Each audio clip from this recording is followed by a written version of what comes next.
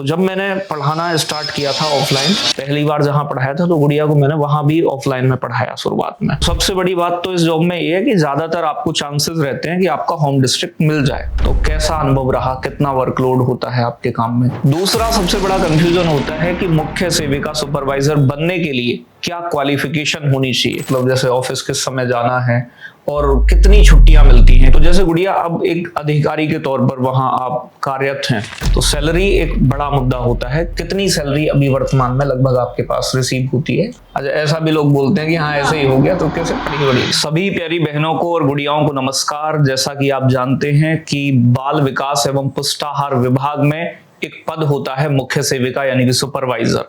उसी में कार्यरत मेरी 4 छात्राएं जो आपके सामने हैं गुड़िया, जिसमें सामने है अनुराधा और आपकी प्रियंका, अनु और दिव्या।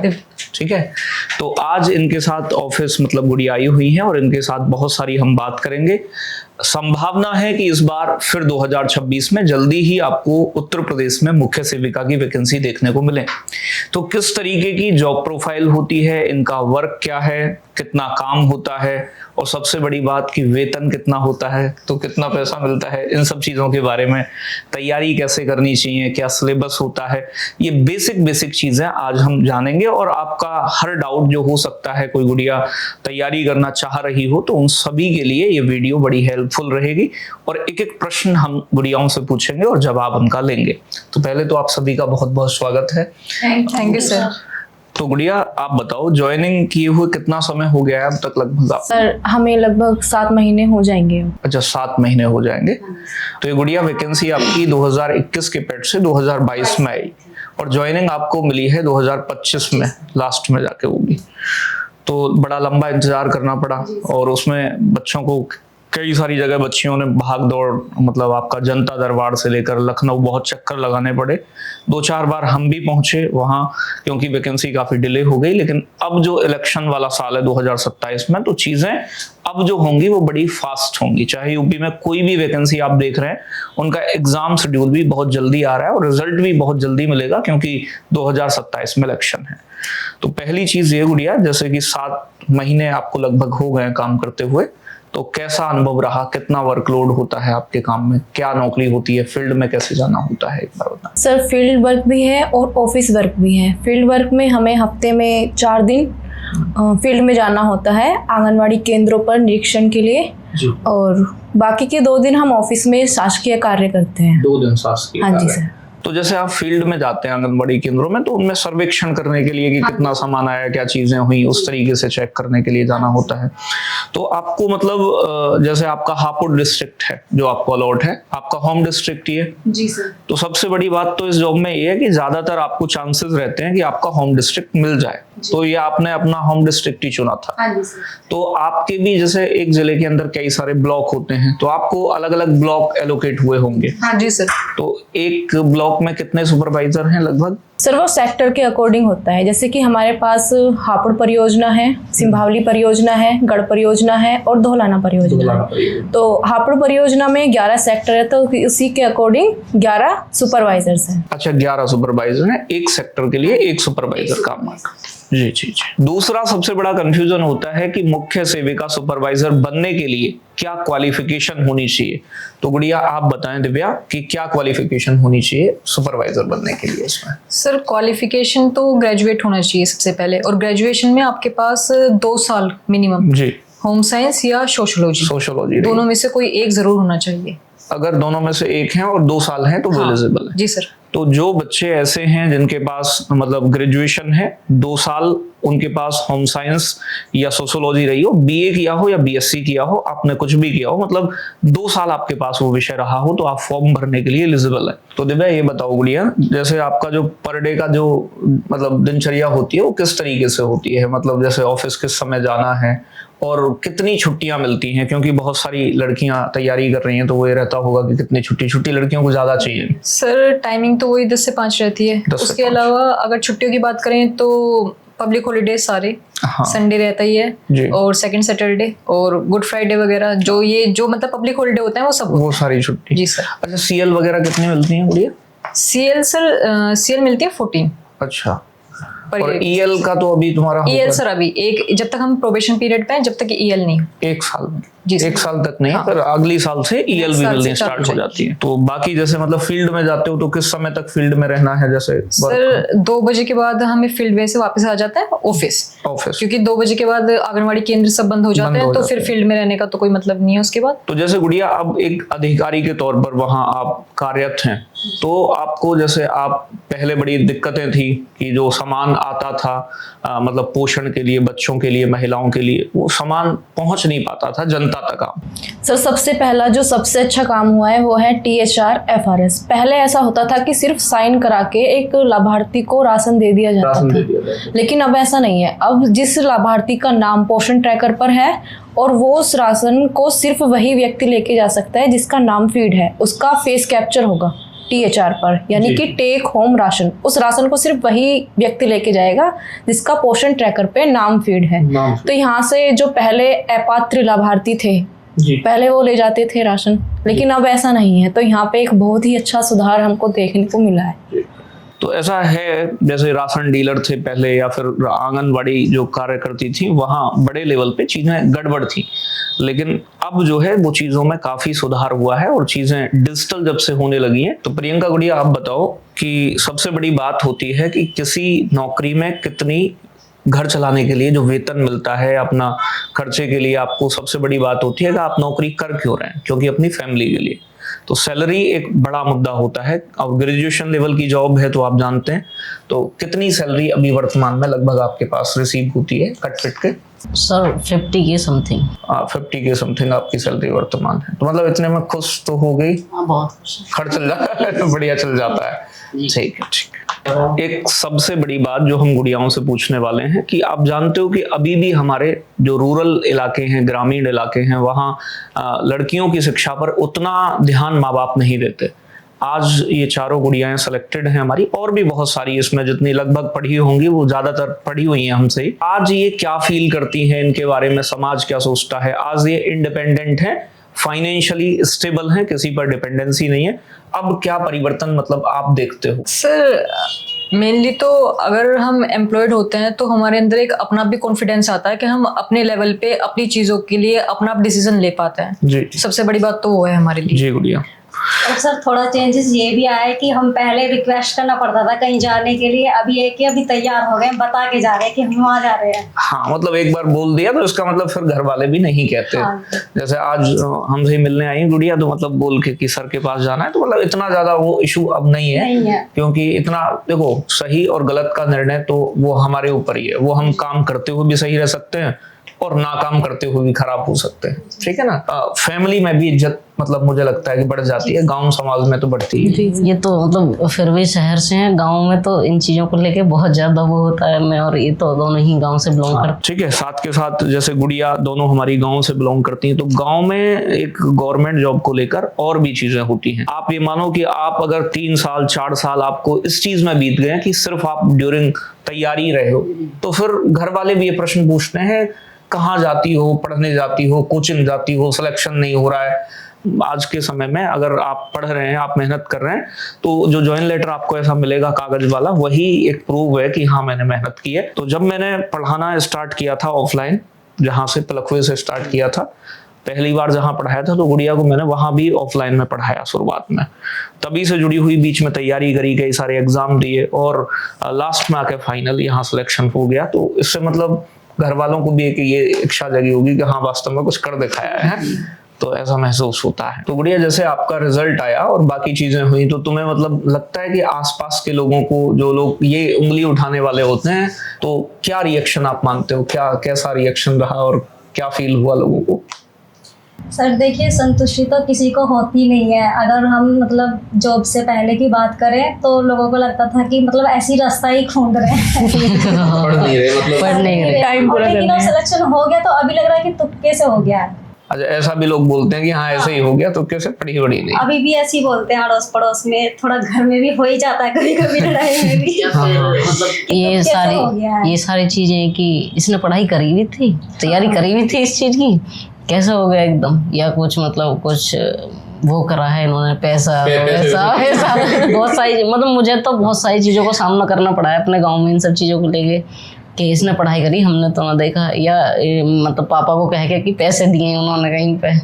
तो ये सारी चीज़ें हैं गांव समाज में भी और रिश्तेदारों में भी। मिला के ये कि संतुष्ट वो अभी भी नहीं है, ना कभी होने के संतुष्ट हो इसीलिए, लेकिन वो ये है कि उन्हें देख के अब सुकून मिलता है।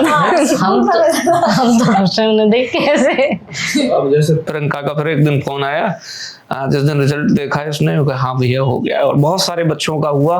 और देखो हमारे लिए मतलब शायद मेरे लिए, मैंने अपने जीवन के 10 साल लगभग हो गए पढ़ाते हुए, सबसे ज्यादा जीवन का अगर कोई पल है वो मेरे लिए प्राउड का या खुशी का, तो वो यही है कि जब एक बच्चा कोई मैसेज करे या मिलने आए या काजू कतली का डब्बा लेके आता है कि हाँ मेरा सिलेक्शन हो गया और मैं आपसे पढ़ा था, तो उससे बढ़िया चीज मुझे नहीं लगता कि जीवन में हमारे लिए कुछ हो सकता है। तो ईश्वर ऐसे ही आप सबको कामयाब बनाए और जल्दी जल्दी आप सिलेक्शन लेकर आओ। तो बढ़िया दिव्या, मतलब सिलेबस को लेके बच्चों को रहता है कि कितना गहराई में आता है, कितना डेप्थ में आता है। तो जैसे आपका सिलेबस जो था वो 20 टॉपिक थे। जी सर। जिसमें क्या क्या विषय रहे आपके, तो आइडिया है अभी? जी सर, सोशियोलॉजी से रिलेटेड थे कुछ चैप्टर होम साइंस से रिलेटेड थे, जो न्यूट्रिशन से रिलेटेड थे।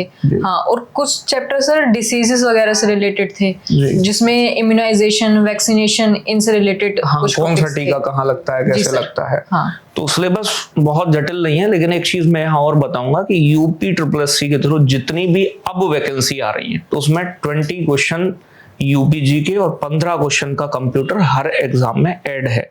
तो आप ये मान लो कि अगर आपकी जो मुख्य सेविका का नया नोटिफिकेशन आएगा तो उसमें 65 प्रश्न जो होंगे वो अब इन 20 टॉपिक से होंगे, और 20 प्रश्न जो होंगे वो यूपीजीके के होंगे, और 15 क्वेश्चन इसमें बेसिक कंप्यूटर के होंगे।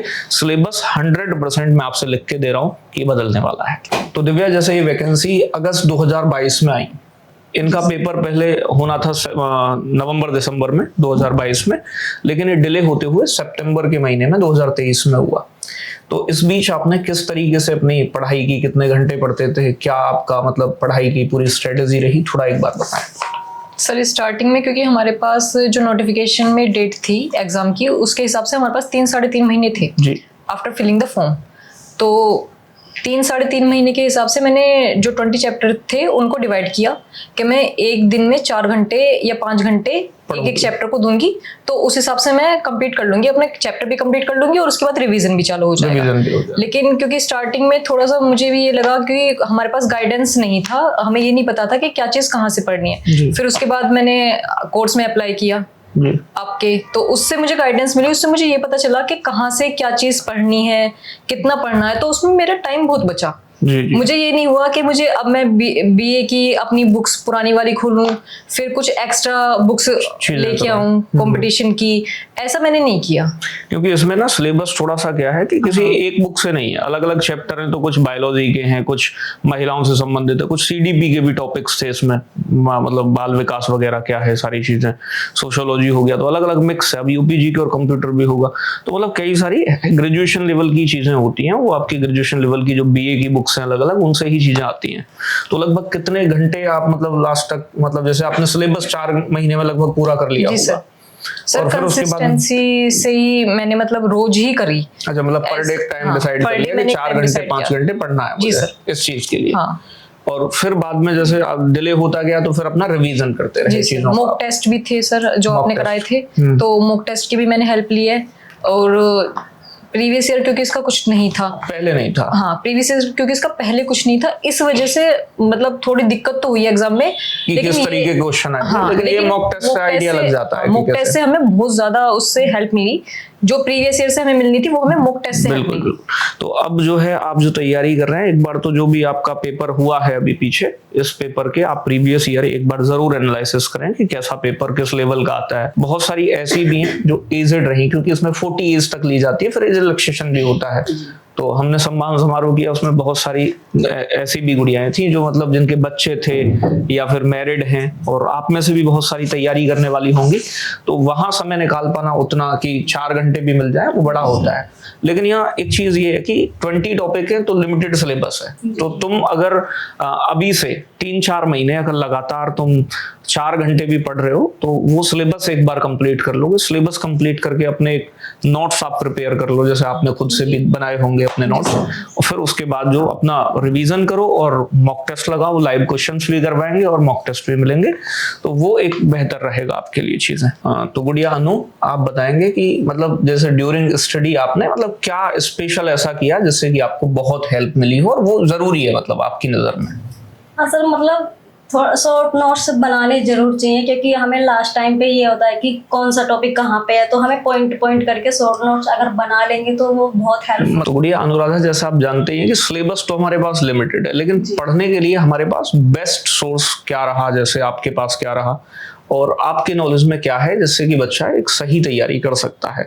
सर, मैंने सबसे पहले तैयारी के लिए YouTube को देखा, अच्छे से देखा, लेकिन मुझे कुछ ऐसा नज़र ही नहीं आया कि मुझे लगे कि हाँ मुझे यहाँ से करना चाहिए। लेकिन फिर जब आप आए और गार्गी मैम आई, TWA के बैच मैंने लिया, प्रैक्टिस सेट किए और प्रॉपर खुद से भी नोट्स बनाए, 1 लाइनर और प्रैक्टिस सेट, और आपके जो मॉक थे वो सबसे ज़्यादा हेल्पफुल रहे हैं मेरे लिए।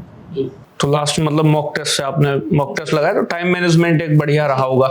और जो आपने 1 लाइनर कराए थे वो तो मुझे ऐसे याद हो गए थे कि सोते सोते भी कुछ चल रहे थे दिमाग में, बहुत अच्छे थे। अभी फिलहाल कोई और फॉर्म भी भर रखा है आप सबने? मतलब नौकरी मजे में चल रही है एकदम, तो मतलब इन्हें कोई अब टेंशन नहीं है। आप इस बात से समझ सकते हो कि एक गवर्नमेंट जॉब होने के बाद भी लोग दूसरी तैयारी में लगे रहते हैं, लेकिन मुझे लग रहा है कि इनकी नौकरी में आनंद ठीक चल रहा है, तो मतलब कोई ऐसी दिक्कत नहीं है। अपना सबसे बड़ी बात है कि सुबह 10 बजे पहुंचो घर से और फिर उसके बाद शाम 5 बजे निकल जाओ, तो समय से मतलब बहुत ज्यादा काम, बहुत ज्यादा बर्डन नहीं कह सकते आप जो मतलब। तो सभी गुड़ियाओं को अवेयर करने का इस वीडियो के माध्यम से यही उद्देश्य था कि आप ये चीज समझ पाएं कि आपका सिलेबस क्या है, क्या क्वालिफिकेशन है, सैलरी क्या है और इनका काम क्या होता है। तो गुड़ियाओं ने वो सारी चीजें जो ये कर रही हैं अभी अपने डेली लाइफ में, वो सब चीजें बताई, और आप देख सकते हैं कि ये अपनी नौकरी से खुश नजर आएंगे आप, क्योंकि तुम्हारा काम ही ये है कि तुम सर्वे करें जाके वहां और चेक करें कि आंगनबाड़ी केंद्रों पर चल क्या रहा है, और उन चीजों की सबका रिव्यू करके रिपोर्ट तैयार करनी आपका काम होता है।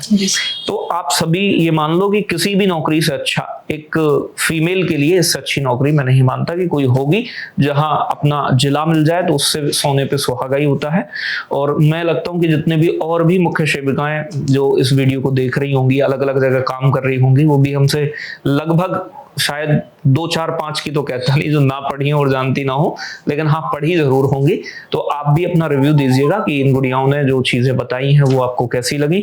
बाकी जो अभी पिछली वैकेंसी में बहुत सारी गुड़ियां ऐसी रही जो डिमोटिवेट हो गई, 1-2 नंबर से रह गई, तो उनसे मैं यही कहूंगा कि आपके पास एक बार दोबारा मौका है, कि उम्मीद पूरी है कि बहुत जल्दी 2026 में ही मुख्य सेविका की नई वैकेंसी आपको देखने को मिलेगी। तो अपना जो सिलेबस है उसे पूरा करें धीरे धीरे। इसके लिए TW एप्लीकेशन पर बैच चल रहा है, आप उसे ज्वाइन कर सकते हैं अगर आपको ट्रस्ट हो।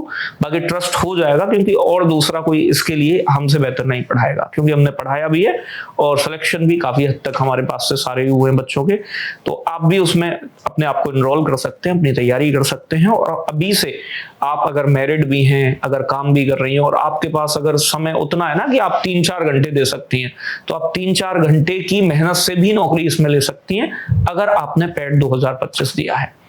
तो ये वीडियो अगर इंफॉर्मेटिव लगी हो तो आप जरूर कमेंट में बताइएगा। बाकी इन गुड़ियाओं के अगर कोई रिलेटिव इस वीडियो को देख रहा हो तो इन्होंने बिल्कुल आपकी बुराई नहीं की है।